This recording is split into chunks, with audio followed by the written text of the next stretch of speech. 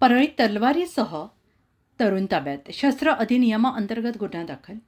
परळी शहर पोलिसांनी रात्री उशिरा कारवाई करत तलवारीसह फिरणाऱ्या एका तरुणाला ताब्यात घेतला आहे. या प्रकरणी गुन्हे रजिस्टर नंबर 47/2025 अन्वये शस्त्र अधिनियम कलम 425 अंतर्गत गुन्हा दाखल करण्यात आला आहे.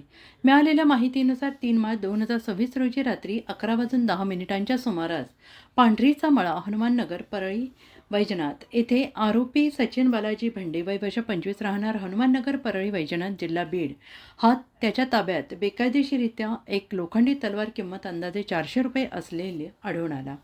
या प्रकरणी फिर्यादी म्हणून रुपेश दीपकराव शिंदे वय वर्ष 33 राहणार नेमणूक ठाणे, परळी शहर, जिल्हा बीड यांनी तक्रार दिली आहे.